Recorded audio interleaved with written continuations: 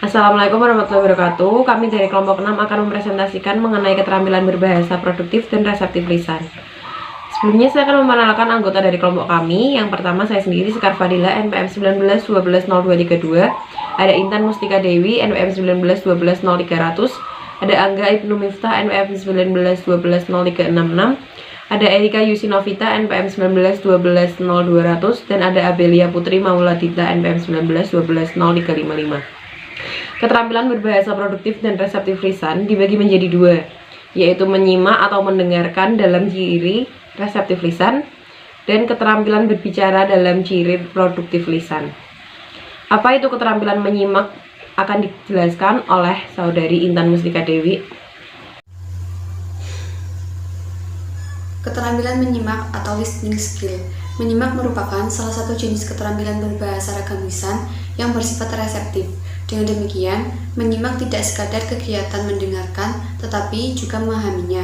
Ada dua jenis situasi dalam menyimak, yaitu situasi menyimak secara interaktif dan situasi menyimak secara non-interaktif. Menyimak interaktif terjadi dalam percakapan tatap muka dan percakapan di telepon atau yang jenisnya. Menyimak non-interaktif, kita tidak dapat meminta penjelasan dari pembicara, tidak bisa pembicara mengulangi apa yang diucapkan, dan tidak bisa meminta pembicaraan diperlambat. Contohnya tayangan televisi atau radio. Keterampilan apa saja yang terlibat ketika menyimak atau mendengarkan akan dijelaskan oleh Saudara Angga Ibnu Miftah. Perkenalkan, nama saya Angga Ibnu Miftah Ruhawian, NPM 191203666. 1. Keterampilan mikro yang terlibat saat berupaya memahami sesuatu yang didengar. A. Menyimpan atau mengingat unsur bahasa yang didengar menggunakan daya ingat jangka pendek. Berupaya membedakan bunyi-bunyi yang membedakan arti dalam bahasa target. Menyadari adanya bentuk-bentuk tekanan dan nada, warna suara, intonasi, dan adanya reduksi bentuk-bentuk kata. Membedakan dan memahami arti kata-kata yang didengar. Mengenal bentuk-bentuk kata khusus. Mendeteksi kata-kata kunci yang mengidentifikasi topik dan gagasan. Menebak makna dari konteks.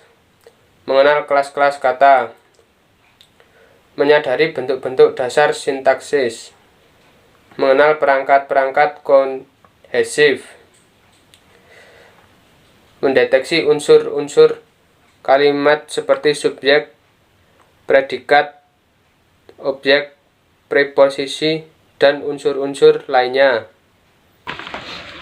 Apa itu keterampilan berbicara akan dijelaskan oleh Saudari Erika Yusi. Perkenalkan, nama saya Erika Yusinovita Anggraini, NPM 191202000. Keterampilan berbicara atau speaking skill. Berbicara merupakan salah satu jenis keterampilan berbahasa ragam lisan yang bersifat produktif. Sehubungan dengan keterampilan berbicara, ada 3 jenis situasi berbicara, yaitu interaktif, semi-interaktif, dan non-interaktif.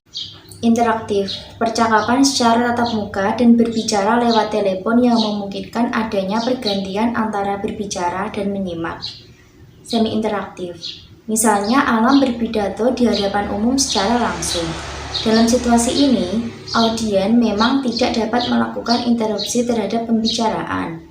Non-interaktif, dikatakan demikian ketika audien tidak bisa memberi respon langsung kepada pembaca atau hanya melalui televisi atau radio. Keterampilan apa saja yang harus dimiliki dalam berbicara akan dijelaskan oleh Saudari Abelia. Perkenalkan, nama saya Abelia Putri Mulyadita, NPM 191203555. Keterampilan mikro yang harus dimiliki dalam berbicara. Yang pertama, mengucapkan bunyi-bunyi yang berbeda secara jelas sehingga pendengar dapat membedakannya. Yang kedua, menggunakan tekanan dan nada serta intonasi yang jelas dan tepat sehingga pendengar dapat memahami apa yang diucapkan pembicara. Yang ketiga, menggunakan bentuk-bentuk kata, urutan kata, serta pilihan kata yang tepat.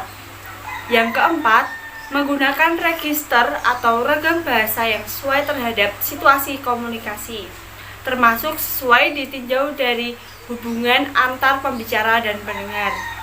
Yang kelima, berupaya agar kalimat-kalimat utama, the main sentence constituents, jelas bagi pendengar.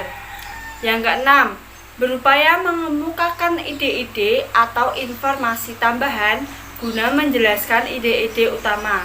Yang ketujuh, berupaya agar wacana berpautan secara selaras sehingga pendengar mudah mengikuti pembicaraan. Sekian presentasi dari kelompok kami. Kurang lebihnya mohon maaf. Wassalamualaikum warahmatullahi wabarakatuh. Terima kasih.